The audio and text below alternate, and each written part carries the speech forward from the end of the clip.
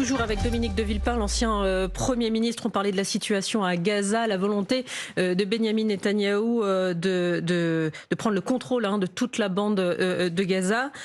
L'argument des Israéliens, c'est de dire il faut éradiquer le Hamas. Il faut éradiquer le Hamas, on reprend le contrôle. En face, le Hamas doit prendre conscience aussi qu'il est une menace pour les Palestiniens.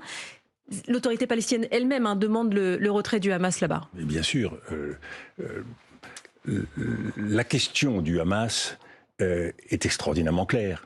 C'est une organisation terroriste, elle doit donc être combattue. Mais cela fait 19 mois qu'Israël a rétabli la dissuasion vis-à-vis du Hamas, comme vis-à-vis du Hezbollah, comme vis-à-vis des organisations en Syrie ou en Iran. Le travail a été fait. Aujourd'hui, l'éradication, ce n'est plus le Hamas. L'éradication, c'est la population civile palestinienne. C'est une épuration ethnique. Et c'est ça. Mais oui, c'est un nettoyage territorial. S'il devait aller jusqu'au bout d'une déportation qui est même évoquée par les autorités américaines, c'est pour vous dire à quel point il y a en quelque sorte une banalisation de cette idée que l'on pourrait déplacer la population palestinienne. Et je ne parle même pas des projets fantaisistes de Donald Trump sur la Riviera de Gaza. Donc nous sommes devant une communauté internationale qui ne réagit pas à la mesure de ce qu'elle devrait. Vous savez, nous avons connu dans notre histoire des choses inacceptables. Et malheureusement, nous ne nous sommes pas toujours dressés face à cet inacceptable. Là, ça se fait devant nous. Et pour la première fois, devant les télévisions du monde entier, en direct. Les peuples du monde ne peuvent pas l'accepter. Et les gouvernements tergivèrent, ils sont là, une fesse sur l'autre, sur leur chaise. Ils signent des communiqués, mais qui sont insupportables. Mais il y a une évolution. Du président de la République, il y a une évolution. Dans son discours de 3 heures.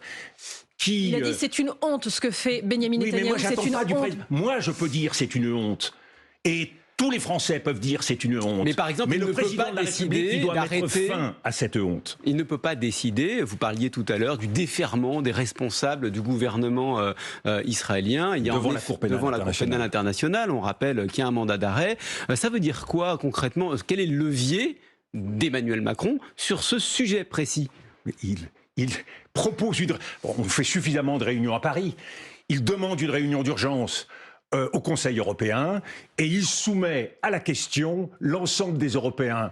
Suspension, embargo, décision collective d'écrire à la Cour pénale internationale pour mettre en avant tous les éléments dont on dispose. Et vous savez, pour que Jean-Noël Barrot, qui n'est pas un excité... Le ministre des Affaires étrangères. Oui, qui n'est pas un excité, parle de mouroirs et de cimetières à Gaza, qui est le risque que je dénonce depuis le lendemain du 7 octobre. Et je tiens à saluer quand même en France le fait qu'un certain nombre de personnalités qui souvent ont été considérées comme inconditionnelles d'Israël ou comme des soutiens extrêmement forts d'Israël, étaient mis des réticences au cours des dernières semaines, étaient mis des réserves. Il se passe quelque chose de ce point de vue-là. Mais bien sûr qu'il se passe quelque chose. Et il faut s'en réjouir. Et moi, je ne souhaite embarrasser personne par mes déclarations, mais je souhaite dire que sur une base humanitaire, nous pouvons nous retrouver. Sur le fait qu'aujourd'hui, ce qui se produit est inacceptable et qu'Israël, et je veux distinguer en Israël, le gouvernement de Netanyahou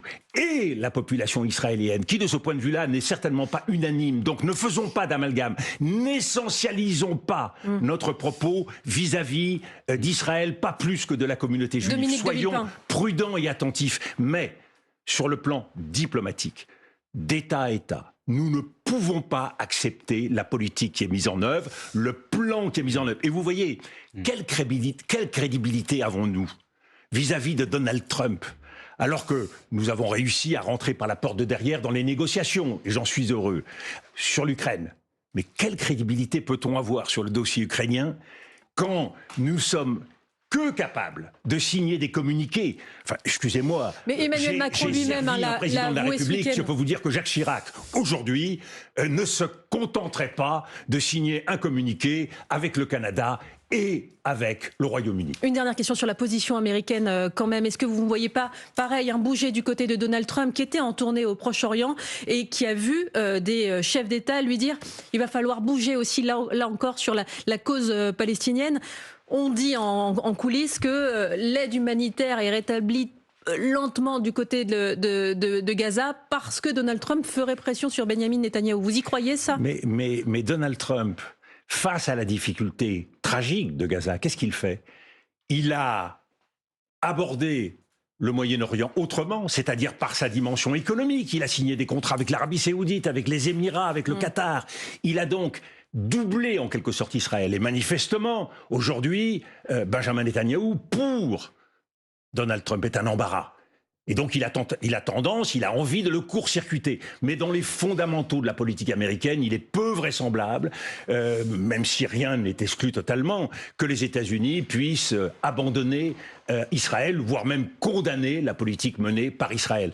Cette politique, elle doit nous conduire à faire de la politique. Et je le dis, nous devons faire de la politique. Et qu'est-ce que c'est qu'aujourd'hui, face à ce qui se passe là-bas, de faire de la politique ? C'est, pour le président français, de prendre la tête de l'Union européenne pour reconnaître maintenant, pas demain, maintenant, un État palestinien. Parce que tout ce qui est fait... Il envisage de le faire avant l'été. Donc non, mais je ne vous dis pas qu'il faut envisager. Je précise. Tout est fait pour Benjamin Netanyahou pour que la question palestinienne ne se pose plus. De la même façon que Vladimir Poutine fait tout pour que la question ukrainienne ne se pose plus. Effacée, rayée de la carte. Eh bien... nous devons dire à Benjamin Netanyahou que cette question ne s'effacera jamais pour nous, Européens. Et en cela, la France, prenant la tête de cette reconnaissance, avec les pays qui l'ont déjà fait, comme l'Espagne, comme l'Irlande, comme d'autres, marquerait le fait que politiquement, il y a là un mur infranchissable.